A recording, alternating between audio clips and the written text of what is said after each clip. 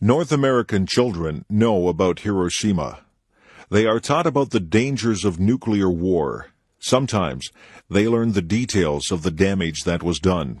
They learn about what happened at 8:15 a.m. on August 6, 1945. People were eating breakfast. Children were going to school and adults going to work. There was a blinding flash of light, a scorching heat, and a mushroom cloud rose up. People close to the explosion were instantly vaporized. Many of those further away would die from burns and radiation. 60,000 houses were destroyed immediately. One concrete structure remained standing, although it was damaged. The local government left the atomic dome standing as a memorial to the explosion. Even those who were not seriously injured in the explosion later became very ill. They became very sick from radiation poisoning. Many developed leukemia. Sadako Sasaki was 2 years old when the bomb exploded. She was apparently uninjured and grew up normally until she was 12. Then she developed leukemia, a disease of the blood and bone marrow. Sadako began to fold paper cranes to protect her from the illness. However, she died in 1955 before she reached 1,000 paper cranes. Her example inspired the Children's Monument at Hiroshima. There is a peace museum in Hiroshima which has objects left by the explosion. These include bottles, metal, stones, and tiles, twisted into strange shapes by the heat. There are objects on which people were vaporized, so that their shape appears like a shadow on the material. There are bits of burnt clothing and many photographs. Why was the bomb dropped? World War II was a long and bitter war. The rules of war, which said not to kill civilians, were forgotten. Hitler bombed London, hoping to break the spirit of the English. Then England bombed Germany to destroy the factories and kill the people who worked in them. Americans wanted revenge for the Japanese attack on Pearl Harbor. The U.S. government had spent $6 billion developing the A-bomb and wanted to use it. Some say that they also wanted to warn the Russians not to cause trouble for America. When American forces advanced on Japan in 1945, they had to decide what to do. Would Japan surrender, or would they fight to the last soldier? American leaders feared that they might lose many men by an invasion. Dropping the atomic bomb would end the war very quickly. President Truman made the decision to use it. Since then, most people have felt that this decision was wrong. It was such a terrible thing to do to people, children, old people, women, men, and babies. Hiroshima inspired many people to try to ban the bomb. They wanted to ensure that atomic bombs would not be used again. Even some of the scientists and air crews involved in making and dropping the bomb at Hiroshima wanted it banned. Perhaps if we can all remember what happened that day, there will be no more Hiroshimas. Cowboys. The golden age of the American cowboy was short-lived. It began in the 1860s with the great cattle drives from Texas north to Kansas. By 1890, when railroads had reached remote areas, there was no more need for large-scale cattle drives. Of course, cowboys have a history before 1860. In fact, there were Mexican cowboys long before that. The Spanish conqueror of Mexico, Hernán Cortés, brought cattle with him in 1521. Cortés also branded his cattle with a three-cross design. The Spanish sharp-horned cattle roamed the deserts and prairies freely. Eventually, they found their way to Texas. American settlers in Texas interbred their animals with the Spanish breed. The Texas Longhorn cow was the result. It was famous for its bad temper and aggressiveness. The longhorn was a dangerous animal, with each of its horns measuring up to 3 1/2 feet long. After the American Civil War ended in 1865, disbanded soldiers who were former black slaves and young men seeking adventure headed west. At that time, there were about 5 million cattle in Texas. Back in the East, there was a big demand for beef. By this time, railways from the East extended as far west as Kansas. It was still more than 600 miles from South Texas to the railway. Between the two places, there were rivers to cross, Indian tribes, badlands, and other problems. A fur trader named Jesse Chisholm had driven his wagon north in 1865. Cowboys and cattle followed the Chisholm Trail north to Abilene, Kansas. This cattle trail became the most famous route for driving cattle until it was barred with barbed wire in 1884. In 1867, cattle dealer Joseph G. McCoy built pens for 3,000 cattle in the little town of Abilene. Soon, Abilene was the most dangerous town in America. After the long cattle drive, cowboys who had just been paid went wild. Sheriff Wild Bill Hickok tamed Abilene in 1871 by forcing cowboys to turn over their guns when they arrived in town.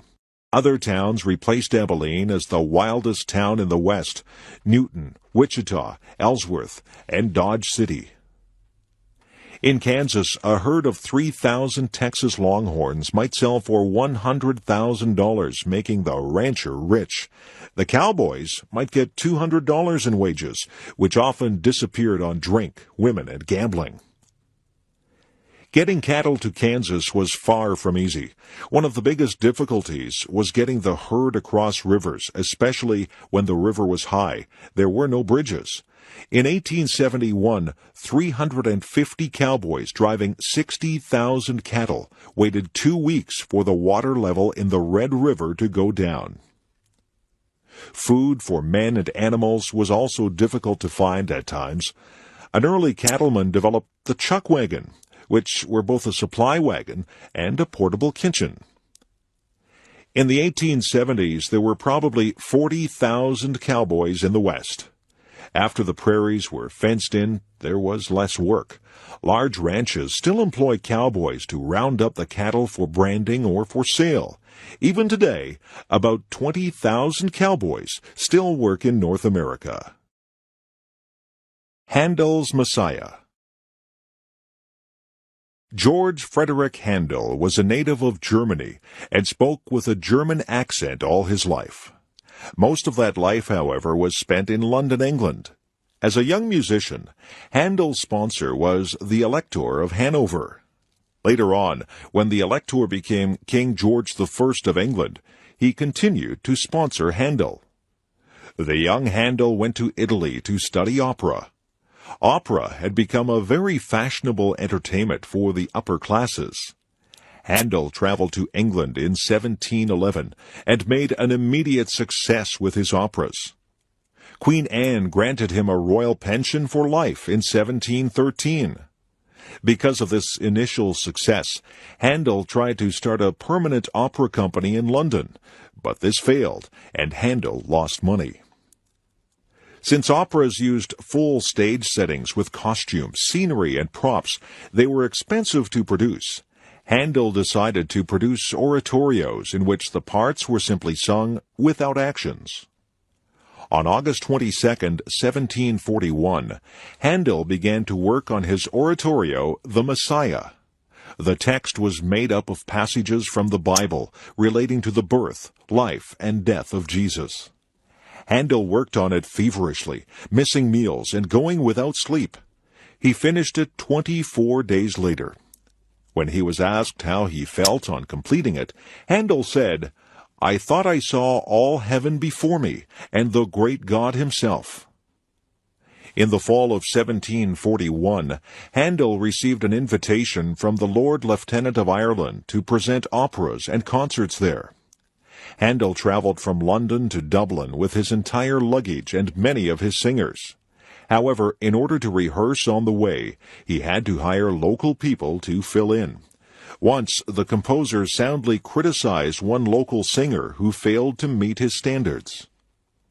Handel was warmly received in Dublin, where his concerts were sold out.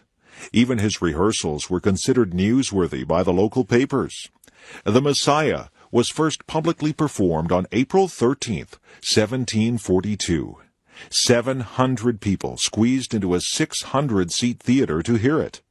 A notice had requested that ladies attend in hoopless skirts, and that gentlemen come without their swords.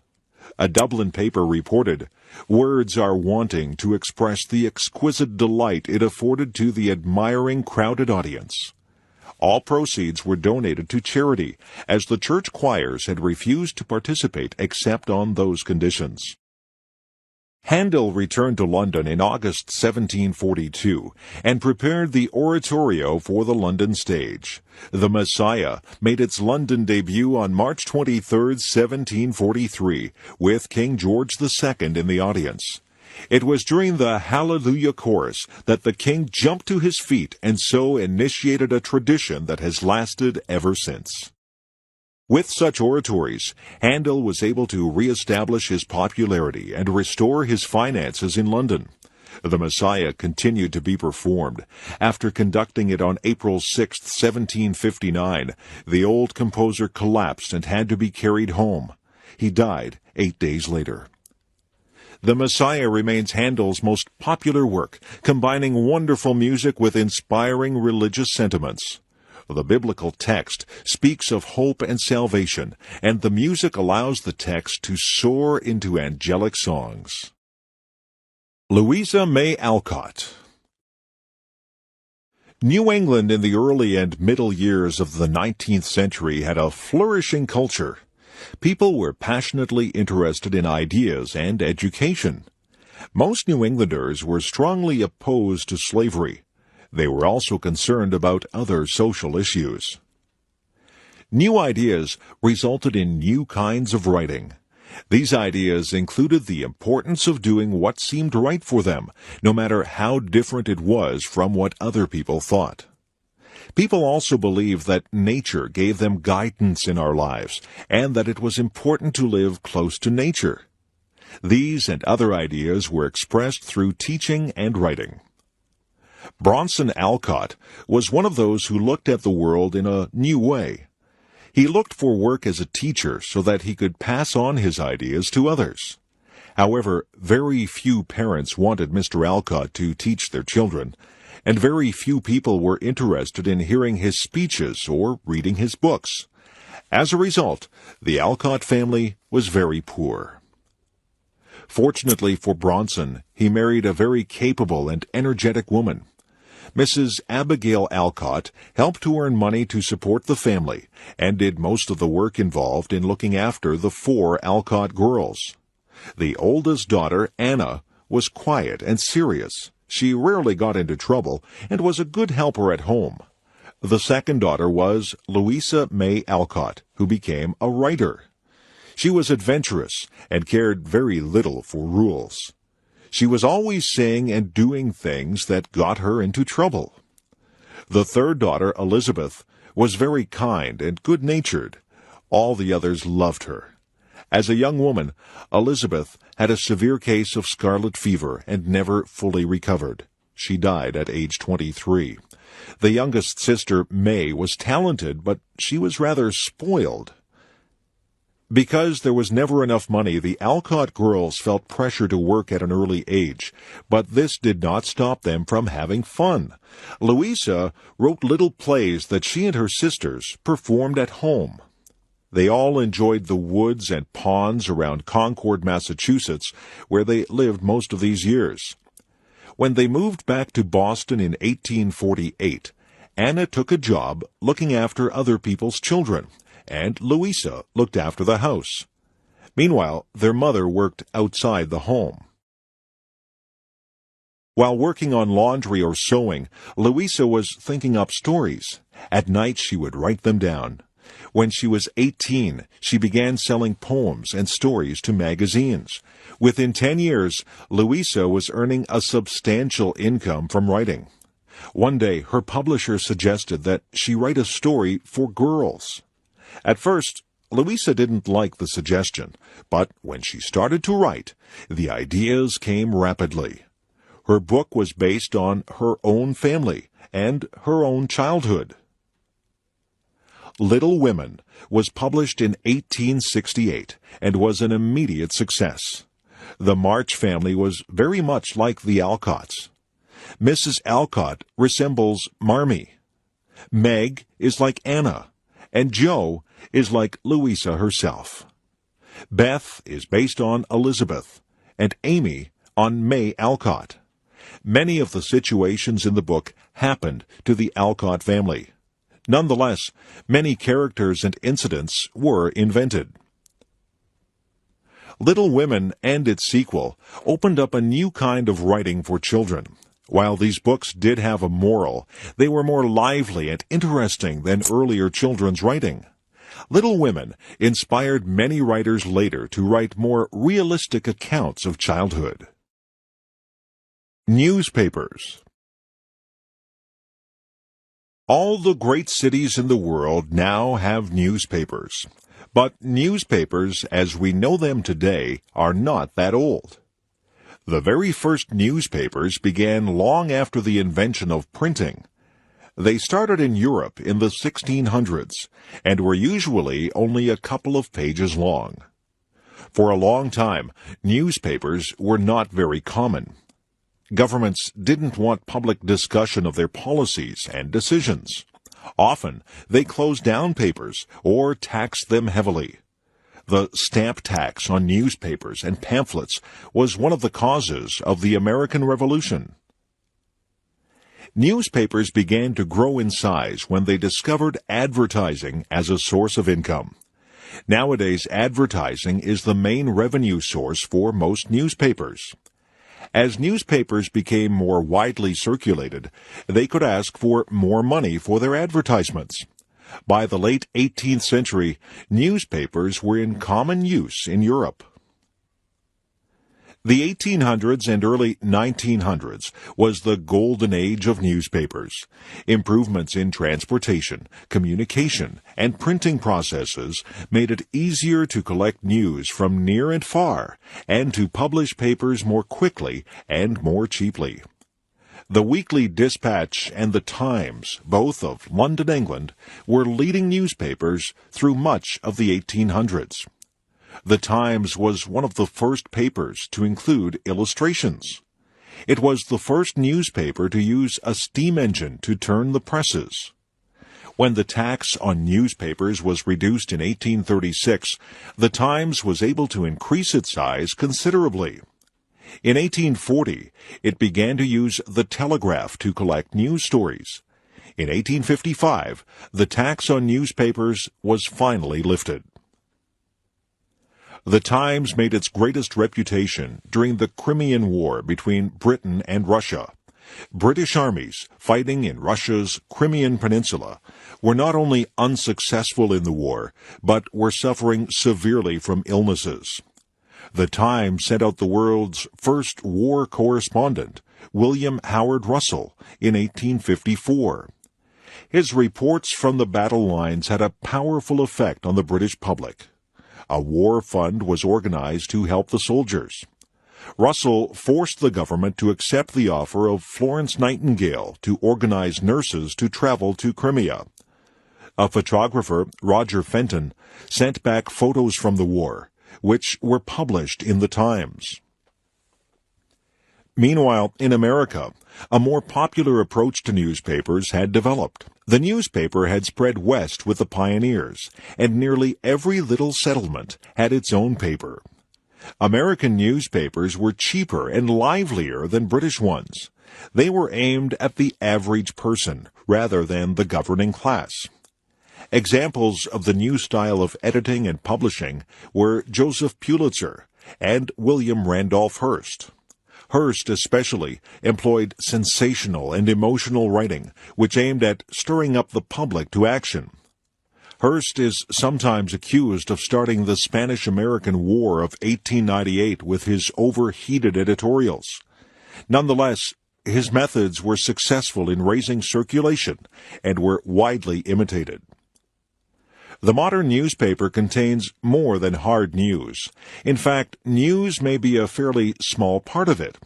Advertisements, gossip, show business, photos of celebrities, sports, stock market prices, horoscopes, comic strips, weather reports, and much more are found in its pages.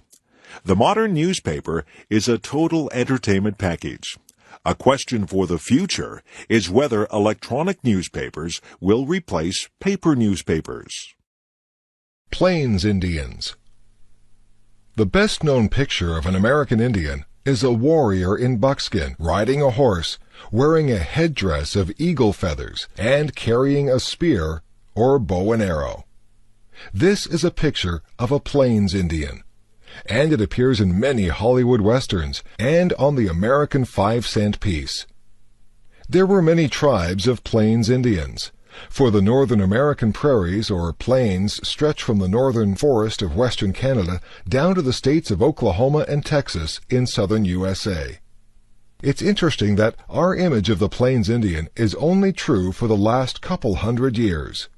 It was not until the 1600s that Plains Indians began to ride horses. There were no horses in America until Spanish soldiers brought them in the 1500s and 1600s. Some of these horses escaped and ran wild on the prairies of America. It was these wild horses that the Plains Indians learned to tame. Before they had horses, the Indians hunted buffalo on foot. Buffalo were huge bison or wild cattle which traveled in very large herds. A big herd might have millions of buffalo. It was difficult to cross the prairie because these animals blocked your way. The Plains Indians had various ways of killing buffalo. Before they had horses, Indian hunters would quietly creep up close to the herd. Then they would fire their arrows together. There was always the danger that the herd would stampede and trample the hunters. Another method was to drive the buffalo over a steep cliff. There are a number of places on the plains where this was done. Once the Plains Indians had horses, they preferred to hunt buffalo on horseback. When the tribe started to use guns, they could kill many buffalo. Artist Paul Kane describes a buffalo hunt in the Red River Valley in 1846. The hunters carried their bullets in their mouths so that they could shoot faster. They could ride right into the herd, shooting at close quarters. They would drop an article of clothes on the slain buffalo to mark it for themselves. Then they would continue the hunt. After the hunt, the Indians would skin the animals, and the women would dry the meat and store it in fat. A single hunt might kill more than 30,000 buffalo. The Plains Indians received nearly everything they needed from the buffalo. Of course, they used buffalo meat for food. They also used the buffalo skins for clothing, blankets, and the covering of their teepees. These teepees were cone-shaped tents, which were easy to put up and take down. The Plains Indians were nomadic and followed the animals they hunted. Since these animals were plentiful, Plains Indians usually led a comfortable life. They developed complex religions and social rituals, as well as specialized societies or clubs. There were also rituals and customs for hunting and warfare. Many Plains Indians fought hard against the settlement of the Great Plains. The American government discouraged the hunting of buffalo because without the buffalo, the Plains Indians would not be able to fight. With the buffalo disappearing, the Plains Indians had to give up fighting and move into government-sponsored reservations. Remember the Alamo. The first Europeans in the American Southwest were Spanish explorers and conquerors. They were followed by religious orders that set up missions to Christianize the Indians. One of these missions was San Antonio de Valero. It was founded in 1718 in what is now San Antonio, Texas. Later, the mission structure became known as the Alamo. In 1821, Moses Austin had persuaded the Spanish authorities to give him a charter to settle 200,000 acres in Texas. The elder Austin died shortly after this. 5 weeks later, his son Stephen Austin traveled to San Antonio to have this charter confirmed by the Spanish governor. In 1822, Austin led 150 settlers into Texas. When Austin learned afterwards that Mexico was now independent of Spain, he journeyed to Mexico City to have his charter reconfirmed. The Mexicans appointed Austin regional administrator for his colony. Texas grew rapidly. Cotton farming and cattle ranching were profitable and attracted American settlers. By 1830, there were 16,000 Americans in Texas, 4 times the Spanish-Mexican population. Sam Houston had been a successful soldier and politician. He was a friend and supporter of President Andrew Jackson. However, personal problems and political difficulties led him to leave the USA for Texas. Meanwhile, the struggle for control of Mexico had been won in 1833 by Santa Anna. However, the independent thinking of the Texans infuriated Santa Anna. He had Stephen Austin thrown in jail and sent an army into Texas. Austin was released from jail in time to organize the defense of Texas. The Mexican army was besieged inside the Alamo, and after fierce fighting, surrendered. The Mexicans were allowed to go home. Sam Houston was now elected the state's supreme commander. Not long after this, Santa Anna approached Texas with an army of 6,000 men. Houston decided not to meet Santa Anna in open battle, but to wait for an advantage. He sent frontiersman Jim Bowie to the Alamo. Bowie's orders were to leave San Antonio and destroy the Alamo. When Bowie arrived, however, Texas volunteers were preparing the Alamo for a siege. Bowie and his men pitched in to help. Other volunteers came. The fiery William Travis arrived with 25 men. Then the famous frontiersman, Davy Crockett, came with a dozen Tennessee sharpshooters. When Santa Anna attacked, there were 183 Americans inside the fort. Santa Anna brought up cannon to bombard the Alamo. As the walls began to crumble, 4,000 Mexicans attacked from all 4 sides. The Mexicans overcame all resistance because of their large numbers, but they suffered very heavy losses. All the American defenders were killed. While the battle was raging, the Texans back at the colony declared their independence from Mexico. Sam Houston now gathered men to fight the Mexican army. At first he retreated while waiting for a suitable opportunity. When Santa Anna's rapid advance left the bulk of the Mexican army behind, Houston prepared to fight. Santa Anna's advance troops moved into swampy land by the San Jacinto River. Houston's men attacked while the Mexicans were having their midday siesta. Their battle cry was, "Remember the Alamo!" The battle was soon over. Many Mexicans were killed, but only a couple of Texans were killed. Santa Anna was a prisoner. Santa Anna readily agreed now to recognize Texas as an independent republic. 90 years later, in 1845, Texas became the 28th state of the USA. Summertime. In North America, July and August are holiday months. Most schools and colleges are not in session then. Families look for activities to keep the children amused. Although not all workers get a full 2 months of holidays, most people take a holiday in the summer. The summer begins with a national holiday. In Canada, July 1st is Canada Day. In the USA, July 4th is Independence Day. A lot of families are soon on the road. Some travel to cottages by the lake. Some go sightseeing or camping. In Canada especially, the summers are short, so people try to make the most of them.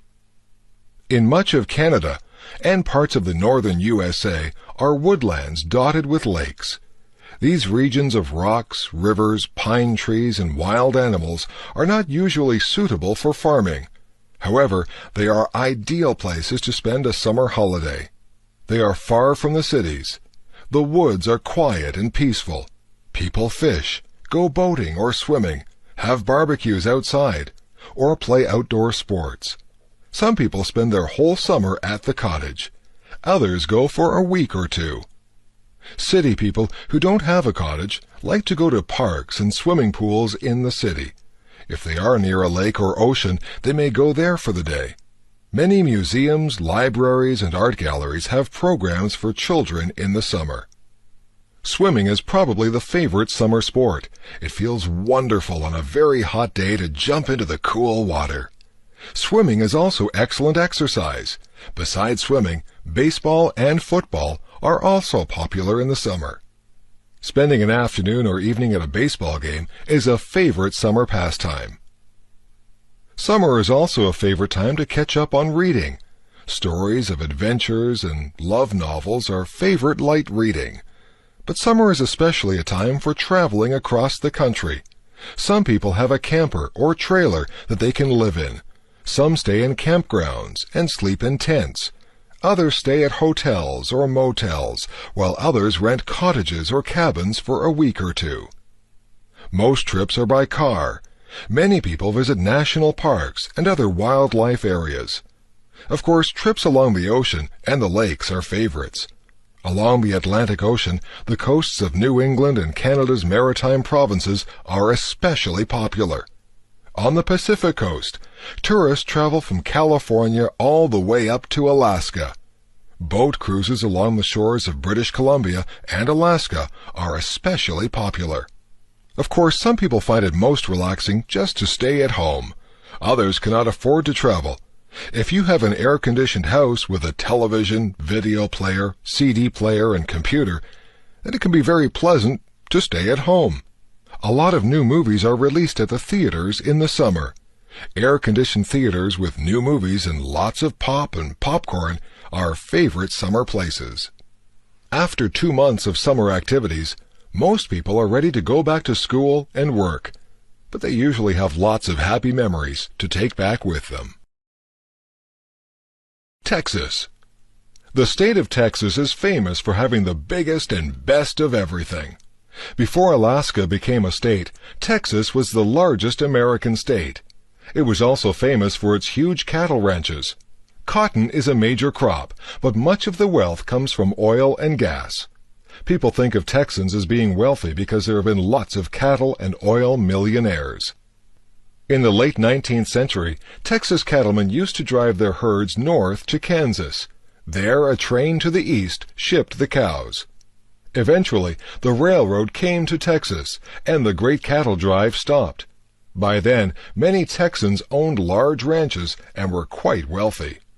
In the 20th century, oil has made many Texans wealthy. Oil refining has led to chemical industries and synthetic products. Most Texans now live in cities. Many oil companies have their headquarters in Dallas. Other large manufacturing cities are Houston, Corpus Christi, Fort Worth, and Austin, which is the capital of Texas.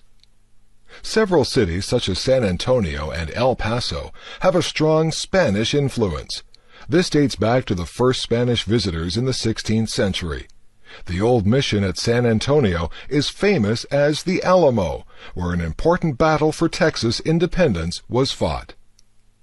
Texas is a huge area with mountains, deserts, prairies, rivers, and islands. The rugged beauty of its grasslands and deserts attracts many tourists. For a state that is mostly dry, Texas has a remarkable variety of wildflowers in the spring. Its animals and birds differ from other parts of the USA. Texas has the armored insect eater, the armadillo, the swift-running bird, the roadrunner, prairie dogs, jackrabbits, kangaroo rats, wild pigs, horned lizards, and 100 species of snakes. As might be expected also, it has many beautiful kinds of cacti and other desert plants. At its largest, Texas is more than 600 miles wide by 600 miles long. Such a large area develops a distinct culture of its own, and Texans are widely recognized by their accent and manner of speaking, their attitudes and interests, and their sense of independence and self-reliance. Texas is also known for its beautiful women, who regularly win national beauty contests. Its men have a reputation for being rugged, for not talking more than they have to, and for being straightforward and honest. Although many people think of cowboys and Indians when they think of Texas, it is a center for high-tech industries. The American Space Program has its headquarters in Houston, and Mission Control Center is there. Texas is also an important manufacturer of computers and other high-tech products. Oil production is still important in Texas, but it ranks third as a source of revenue behind manufacturing and tourism. The colorful history of Texas and its wonderful scenery contribute to a thriving tourist industry. Texas is also an important business and financial area. Yes, even though times have changed, Texans proudly maintain that their state still has the biggest and best of everything. The Golden Man, El Dorado. When Christopher Columbus sailed west from Spain in 1492, he was trying to reach the Spice Islands, which today are called Indonesia. Spices were very scarce and valuable in Europe at this time. No one knew that two vast oceans and the American continents lay between Europe and Asia. Columbus did not find spices in America, but he did bring home some gold trinkets. The American Indians wore these as jewelry. Gold, not spices, was to become the biggest motive for exploration. Expeditions into the interior of the Americas were very costly and very risky. Only by promising the authorities huge profits could sailors and soldiers raise money for their expeditions. They also needed to promise rich rewards in order to get followers and crews. If a leader returned to Europe without gold and jewels, he might end up in jail. No wonder the Spanish conquerors were always searching for gold. At first, the Spaniards stayed around the coasts of the Caribbean Sea, but stories of gold in the interior tempted them to explore inland. They asked the Indians where their gold jewelry came from. The Indians would point further inland. They said that a wealthy people lived in the high mountains that traded gold and emeralds for pearls, cotton, and shells. The Spanish emperor had given the rights to exploit present-day Venezuela and Colombia to his German bankers in 1528. So Germans Dalfinger, Fetterman, and Hohermuth led a series of expeditions into the jungles, grasslands, and mountains. Meanwhile, Spanish conquerors had found immense riches in gold and silver. Hernando Cortez had captured the kingdom of the Aztecs in Mexico in 1519. He had sent immense treasures to Europe. Soon after this, Francisco Pizarro began to explore the west coast of South America. In 1531, Pizarro invaded Peru and destroyed the kingdom of the Incas. Pizarro melted down the gold and silver treasures of the Incas and sent gold and silver bricks back to Spain. The rush to find more gold became very heated. Rumors came down from the mountains of Colombia about a golden man, El Hombre Dorado. There were stories about a king so rich that he wore gold dust instead of a coat. Colombia was the kingdom of the Chibchas. They were a trading people who traded salt and emeralds for gold, cotton, pearls, and shells. The actual gold did not come from their kingdom. It was found in the mountain rivers and brought to the Chibchas for refining and metalwork. Several armies converged on Chibcha territory. The first to arrive was the Spaniard Quesada, coming up the Magdalena River from the Caribbean. He found the chief cities of the Chibchas and seized their gold and emeralds. Shortly afterwards, one of Pizarro's captains arrived from Peru and Ecuador. Then the German Fetterman arrived from Venezuela. Quesada gave the latecomers some gold and jewels to ease their disappointment. Quesada's men also found out about the Golden Man. High in the mountains was a lake created by a meteorite. The Indians believed that the golden god from the sky now lived at the bottom of the lake. When a new leader of the tribe was elected, he was covered in grease and fine gold dust was blown over his body so that he appeared to be made of gold. He was taken out to the middle of the lake on a raft. He would jump into the lake and stay in the water till the gold dust was washed off. It was considered an offering to the god. Gold ornaments were also tossed in the lake. Then the king and his followers would return to the shore. The ceremony was stopped several generations before the Europeans arrived. Many people were unwilling to believe that this was the whole story. They began to search for a golden city hidden in the jungle. Many explorers perished in this search. In their search for gold, the Spanish conquerors destroyed the great Indian civilizations of America. Towns and villages had been ruined, thousands of people killed, and wonderful pieces of art melted down. Some Indians believed that gold must be a food that Europeans desperately needed to stay alive. In many cases, the Europeans destroyed the trading and social systems that had produced their wealth. When we think about the great achievements of a few conquerors and explorers, we're also sad about how much death and damage they caused. The Niagara Parks Commission. Niagara Falls, Canada became a major tourist attraction in the mid-1830s. By this time, roads, canals, and railways were able to bring people from urban centers like New York and Boston. However, the chance for big profits attracted dishonest businessmen. One hotel in the 1860s was popularly known as the Cave of the 40 Thieves. There were many complaints from tourists about tricks that were used to get their money. Some businessmen tried to put up fences around the falls so that all visitors would have to pay them to see the falls. In time, these complaints reached the ears of important people. In 1873, Lord Dufferin, the Governor-General of Canada, proposed that the government buy all the land around the falls. On the American side, New York State bought 412 acres around the American Rainbow Falls in 1885. In the same year, land was bought near the Canadian Horseshoe Falls and named Queen Victoria Park. A commission was formed to obtain control of all land along the Niagara River. This was made easier because a narrow strip along the river was already government land. However, the commission wanted to preserve all the beautiful scenery along the river and near the falls for the general public. The first commissioner of the park was Sir Kazimierz Gzowski, a distinguished engineer of Polish birth. Before the Queen Victoria Park Commission began to buy up land besides the falls, tourists had to pay for everything. There were no public washrooms, no drinking fountains, and no safety barriers around the falls. As a result, it was not uncommon for tourists crowding close to the falls or hypnotized by the flow of the river to step too close and fall in. The commission took care of these problems and also set up parks and picnic areas. In 1927, the commission's name was changed to the Niagara Parks Commission. It now supervises numerous attractions and parks from Niagara-on-the-Lake on Lake Ontario down to Fort Erie on Lake Erie. Each section of the 56-kilometer stretch of Niagara Parks has its own places of interest. These are joined by the Niagara Parkway, a road that runs the whole length of the river. Sir Winston Churchill called the Parkway the prettiest Sunday afternoon drive in the world.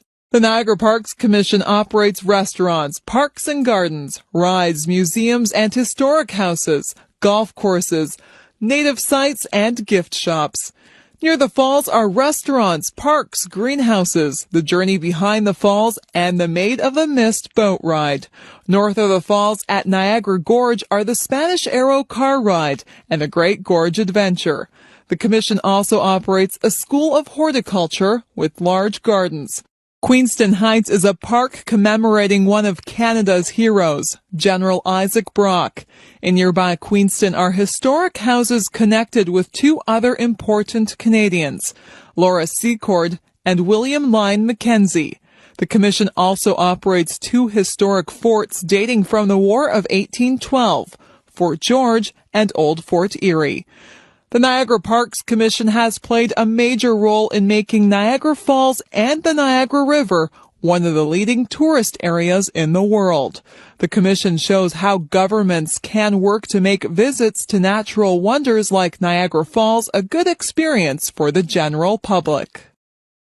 Walmart stores. Walmart is now the world's largest retail organization. Walmart employs around 1.2 million people worldwide. In 2000, Walmart had sales of more than $191 billion with profits of $6.3 billion. Profits increased 16% from the previous year. People have come to expect that Walmart's profits will increase substantially every year. Each year, more stores are opened, and Walmart expands into new countries. Walmart also enters new areas of business nearly every year. Few people know that Walmart is also a major real estate company. Sam Walton opened his Walton's Five and Dime in Bentonville, Arkansas in 1950. 12 years later, he opened the first Walmart in Bentonville. His business philosophy was simple: good prices, great selection, and a friendly greeting. Walton was known for the 10-foot attitude. This means that any employee should greet any customer who is within 10 feet of them. He emphasized that it is important to speak to people before they speak to you. Walton also believed that good deals from suppliers should be passed along to customers.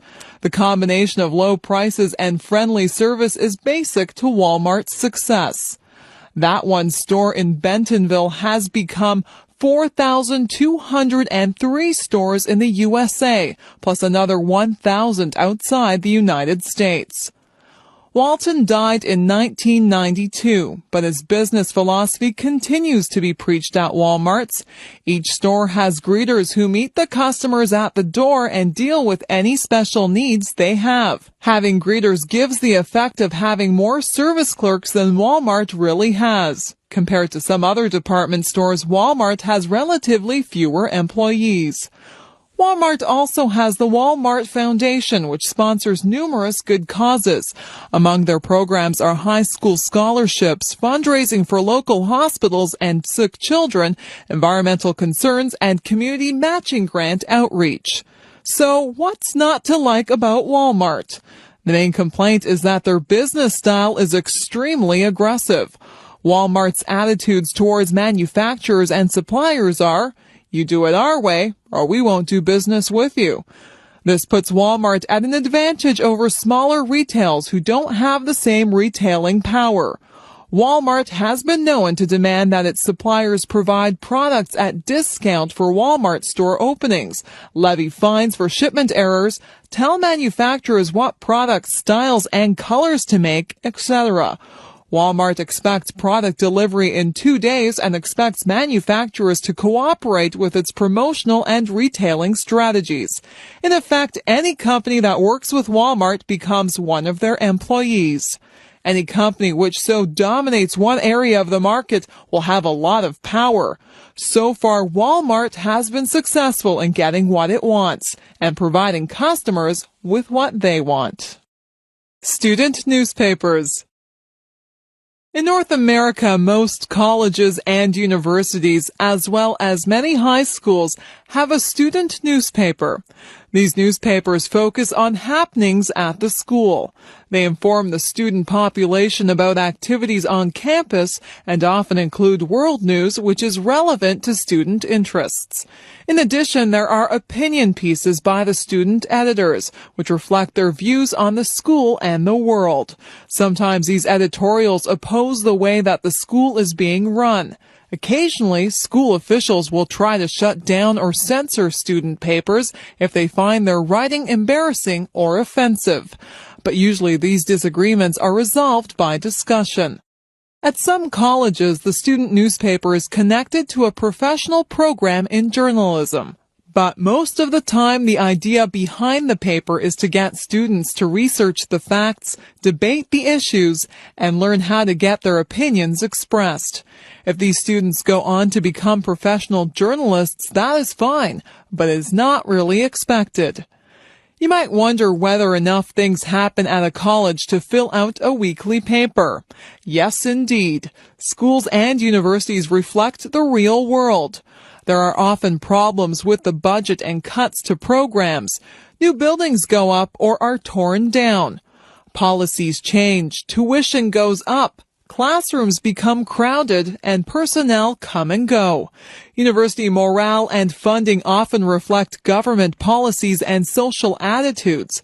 These tie the college to the larger world. Editorials often comment on how national and world events affect the university. At the same time, there are many things going on within the university. Construction disturbs classes, offices are broken into, computers are stolen, accidents happen in the parking lot, students die on the roads during the holidays, sports teams win or lose, graduation takes place, students and instructors win awards, plays are put on, distinguished visitors speak, rock bands are in concert. Then there is always the question of student rights and responsibilities. What kinds of student behavior are unacceptable? Should the university pay attention to student activities off campus? Committees meet with student representation to set guidelines for these matters. Another issue is who sets the agenda for the university. Corporate sponsors today are buying exclusive rights to distribute their products on campus. Governments are expecting universities to follow official policies in order to receive funding. Social groups are demanding that university policies reflect their special interests. So there is no shortage of topics for student journalists to address. Of course, they also write about everything that young people are interested in: music, movies, computers, sports, travel, and pop culture. Student newspapers are an important training group for democracy. They are also very interesting to read. Coffee and donuts. Let's go for coffee. All over North America, friends like to meet at the coffee shop.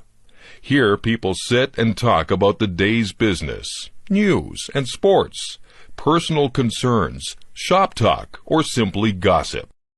Coffee shops have an informal atmosphere that encourages conversation. You don't have to dress up either. Students drop in wearing t-shirts and blue jeans and sit beside businessmen wearing suits and ties. Many coffee shops are open 24 hours a day, including Sundays and holidays. That way, people who work at night or who have trouble sleeping can drop in at any time. Because coffee and donuts are relatively inexpensive, people feel comfortable sitting for a while, knowing that they are not spending a lot of money. Although coffee and donuts are the main items sold at coffee shops, many also serve other beverages and desserts, and sometimes a light lunch. Many patrons have a favorite kind of coffee or other drink and will drive past other coffee shops to go to one that serves the flavor they like. Visitors from other countries are often surprised at how roomy these coffee shops can be. Some are as large as regular restaurants. Having a nice bit of space around them encourages people to relax. Some people arrange regular dates and meet every day or every week at the same time. For example, retired friends may get together every weekday morning at 10 a.m. Others stop every morning at the drive-in line to get their coffee for work. Even people who have coffee machines at home or at work like to go to coffee shops to get a special kind of coffee or a favorite treat. It might seem that the business owners would not make much money just selling a few items, but in fact, many coffee shops do extremely well, especially if they are located in a busy traffic area. Then business tends to be steady all through the day. Not only do people come in and sit down, but there is usually a lot of takeout business as well. People go to coffee shops not only to socialize with family and friends, but also to discuss business or treat their employees to a snack. Others go there to read the newspaper or a favorite magazine. Some people even go there to do work. This article was written in a coffee shop. Of course, people who come here usually like coffee and donuts. Coffee is the favorite hot drink in North America, but most shops also serve tea, hot chocolate, and cappuccino, as well as some other cold beverages. Donuts are usually round and are small deep-fried breads with various toppings. Most donuts have a hole in the middle. Even these holes, which are punched out of the donut, can be sold separately as a kind of mini donut. Everywhere you go in North America, you will see coffee shops. So take half an hour to stop in and relax. You'll enjoy the great North American coffee break. Favorite cookies. North Americans are known for their sweet tooth. This means that they like snacks with lots of sugar. Americans drink a lot of coffee, tea, and hot chocolate, and usually they have something sweet with their drink. Cookies are one of America's favorite desserts. The word cookie comes from a Dutch word meaning little cake. People from Europe brought their favorite recipes with them when they came to America. The English brought their custom of having tea in the afternoon. Usually with their tea, they would have cakes or biscuits. Biscuits are usually hard wafers, like, for example, ginger snaps. In fact, the Italian slang word for Englishman is cake eater. In the early days, all cookies were homemade. But in the late 19th century, biscuits began to be manufactured in large quantities by machine. In 1912, the National Biscuit Company, Nabisco, in the USA, introduced Oreo cookies. This cookie has a rich cream vanilla filling between two crispy chocolate wafers. This product was designed to meet the demand for an English-style biscuit. Oreos were good to dunk in a drink, to eat whole, to eat in parts, or to use in cooking. Oreos have become both America's and the world's favorite commercial cookie. New varieties of Oreos are added regularly to the original product. Although commercial biscuits like Oreos are very popular, many people prefer home-baked ones. In fact, there is a whole line of commercial cookies called home-style, which try to imitate homemade cookies. The most popular cookie in America can be either bought in a package or baked at home. These are chocolate chip cookies. Ruth and Kenneth Wakefield operated the Toll House Inn in Whitman, Massachusetts. One day, in 1930, Mrs. Wakefield ran out of baking chocolate for her baking cookies. She broke up a chocolate bar and added the pieces to her cookie mix. She expected that the chocolate bits would melt into the dough when she baked them, but they didn't. Soon, chocolate chip cookies were being made commercially by adding small chunks of chocolate to regular chocolate cookie dough. Lots of people like to make their own by adding commercial chocolate chips to their dough. Now, chocolate chip cookies are the most popular kind of cookie in North America. Over 7 billion are eaten annually here. Half of all the cookies baked in American homes are chocolate chip cookies. Experiments in baking and packaging have led to new kinds of cookies. Recently, soft cookies have become very popular. Since they are packaged in foil, they can stay fresh and soft for many months. It seems likely that the love of cookies will be around for a long time. Harriet Tubman. Before the American Civil War, the economy of the southern states was based on the use of slave labor. The social and political leaders of the Old South were the plantation owners. Many of these owned hundreds of black slaves. The slaves were mainly used to pick crops, like cotton and tobacco. Harriet Tubman was born in 1820 in the state of Maryland. As a girl of 7, she was sent into the fields to work with the adult slaves. The slaves worked from sunrise to sunset, picking the crops. Often they sang songs while they worked. Slaves were not taught to read or write. It was feared that reading and writing would help slaves to escape the plantations. Harriet Tubman was illiterate. Later in life, when she was in danger of being captured, she picked up a book and pretended to read it. This fooled the bounty hunters. When she was 15, Harriet helped another slave to escape. The overseer was so angry with her that he hit her over the head with an iron weight. Harriet was knocked unconscious for many days. All the rest of her life she suffered from headaches and sudden sleeping spells. Harriet escaped from the plantation to Philadelphia, Pennsylvania. Since Pennsylvania was not a slave state, Harriet was fairly safe there. She was able to return secretly to the plantation and bring the rest of her family to freedom. There were already people working to bring black slaves up from the South to freedom. These people, both white and black, used the language of the railroad. Escaped slaves were called passengers, safe houses were called stations, and the guides were called conductors. Harriet soon became a conductor in the Underground Railway. In 1850, the American government passed a second Fugitive Slave Act. This put more pressure on northern states to return escaped slaves to the South. Because of this, the Underground Railway went further north to Canada. In 1793, Upper Canada, Ontario, had passed a law bringing a gradual stop to slavery. In 1834, slavery was abolished in the whole British Empire. A lot of escaped slaves had come to Canada before 1850, but now nearly all escaped slaves tried to go there. Harriet Tubman rented a house in St. Catharines, Ontario. This provided a shelter for new arrivals. Harriet made about 11 trips from Canada to the U.S. during these years. In all, she brought back about 300 people. Escaped slaves had to travel by night and suffered hardships in bad weather.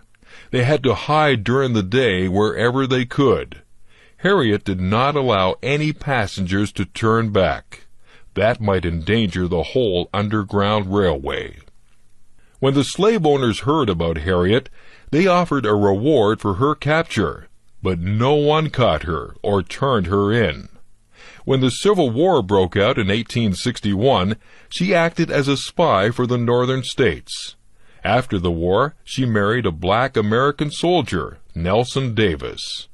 In 1869, a book was written about Harriet Tubman.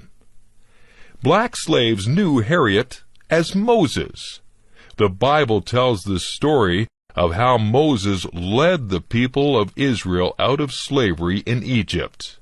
He led them north to Palestine. In the same way, Harriet Tubman delivered many of her people from slavery and led them north to freedom. Julie Andrews. Julie Andrews, born Julia Elizabeth Wells, was born on October 1, 1935.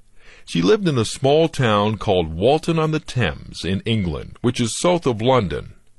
Her father, Ted Wells, was a teacher, and mother, Barbara, was a pianist and piano teacher. She also played piano for her sister's dancing school. Julie learned ballet and tap as a toddler from her aunt, Joan Morris. By the time Julie was 3, she could read and write. When Julie was 4, her parents divorced, and Barbara married Ted Andrews, a performer during the war and an excellent tenor. He soon began giving Julie singing lessons. At 7 years of age, Julie had an unbelievable range of 4 octaves. She soon changed her last name to Andrews, the last name of her stepfather. As she grew older, Julie became one of England's most popular performers. In early childhood, Julie loved to play with her 2 younger half-brothers, but soon went on to stardom. At age 12, Julie was cast in a London play and stopped the show with her remarkable talent. She starred in many different BBC productions during the 40s. Later, she starred in many Broadway plays such as The Boyfriend, My Fair Lady, and Camelot. It was the latter play that Walt Disney made a special trip to New York to see, and he decided then and there that Julie was perfect for the role of Mary Poppins in the film of the same name. Mary Poppins was the high-spirited magical nanny of Jane and Michael Banks, 2 small British children. Julie also starred in many other films, such as the Americanization of Emily, Hawaii, Thoroughly Modern Millie, and my personal favorite, The Sound of Music.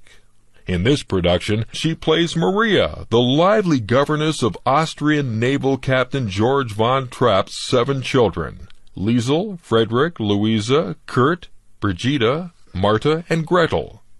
Another of Julie's talents is writing. 2 of her best-known books are The Last of the Really Great Whangdoodles and Mandy. Julie also has 5 children, a daughter, Emma Kate Walton, from her marriage to Tony Walton, 4 children from her second marriage to Blake Edwards, 2 of whom were from Blake's previous marriage, Jennifer and Jeffrey, and 2 who were adopted from Vietnam, Amy and Joanna. In 1998, tragedy struck Julie. She lost her extraordinary talent for singing due to surgery on her throat in order to remove a benign tumor. A year later, she made an attempt to sing again. However, her voice will never be the same. Julie has recently been on Britain's Royal Honour List and is now a dame. The Stratford Festival. The Shakespearean Festival in Stratford, Ontario, is one of the greatest theatrical festivals in the world. This is the story of how this small town, which is far from any theatrical centers, became so important for drama. For most of its history, Stratford was the county town for the local farming region. It was also a railway center, but it was hardly known for the arts. An Irishman who opened an inn there founded Stratford in 1832. He called his roadhouse Shakespeare's Inn, after England's great dramatist. Soon, the little town became known as Stratford, after the town in England where Shakespeare was born. The local river was likewise called the Avon, after the English River. The little town grew gradually and became the local center for government and law. Stratford people seemed to enjoy the association with Shakespeare. Many streets were given Shakespearean names, such as Arden Park, Portia Boulevard, Romeo Street, and Viola Court. Local schools received names such as Hamlet Public School or Falstaff School. There was still no attempt at Shakespearean theatre in Stratford, Ontario. In 1913, the Canadian Pacific Railway threatened to take over the town. They proposed a railway line running through the center of Stratford, which would have taken over much of the town's parkland. The townspeople voted down this proposal. Instead, they expanded the parkland along the Avon River. These parks were enhanced with gardens, and in 1918, a pair of swans was added. These swans were an imitation of the swans on English rivers. In 1950, it appeared that the railway would be closing some of its workshops in Stratford. The town was looking for ideas that might lead to new employment opportunities. This was when one citizen, Tom Patterson, suggested that the town sponsor a drama festival. Patterson was able to get Irish director Tyrone Guthrie to come to Stratford in 1952. Guthrie agreed to head up the 1953 season. Everyone in Stratford pitched in to raise the necessary money and prepare the stage. Since there was no time to put up a building, the plays were staged under a huge tent. 2 plays were put on during a 6-week season, and with great success. In 1957, a permanent theater was built. The Stratford season in 2001 runs for more than 6 months, from late April to early November. There are 14 plays in production at 3 different theaters. Altogether, there are 668 performances, with a total attendance of 580,000 people. About 40% of the audience comes from the United States. Tom Patterson's plan to ease unemployment in Stratford has worked well.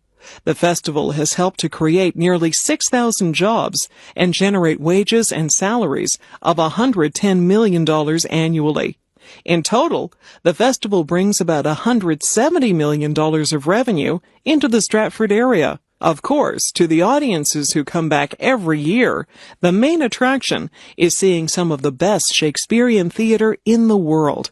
The Stratford Festival Company is Canada's leading acting company, and many of its actors have become internationally known.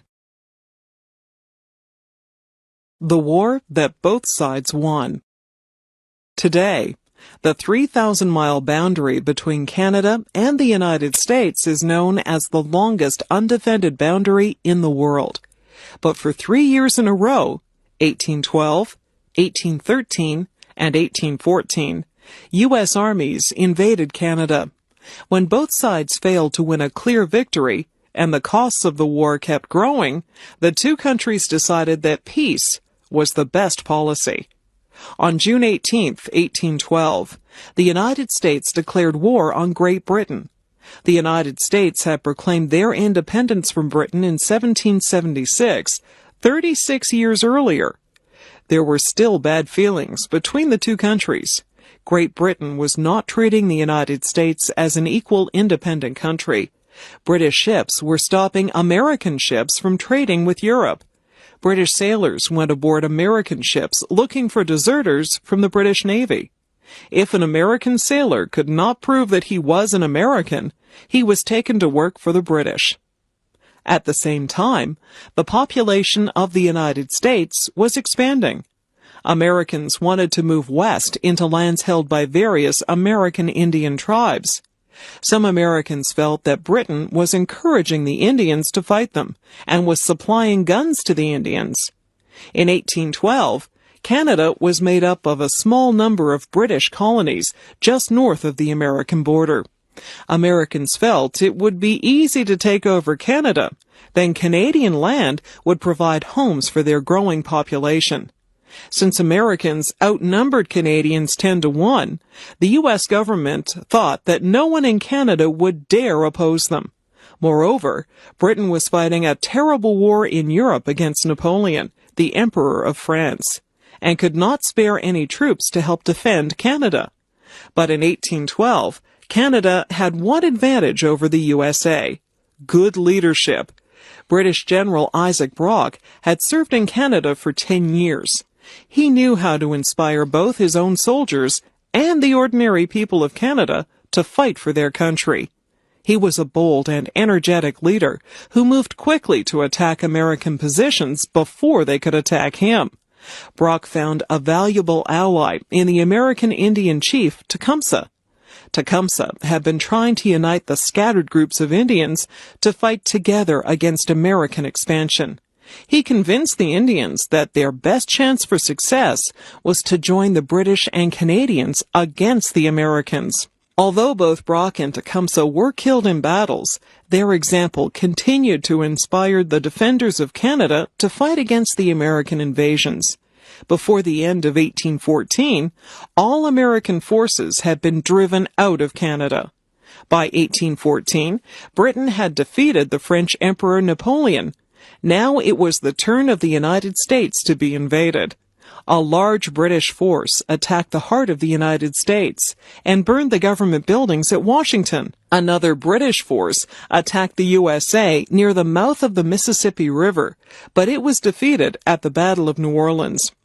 Both sides were tired of fighting by this time, and a peace treaty was signed on December 24, 1814.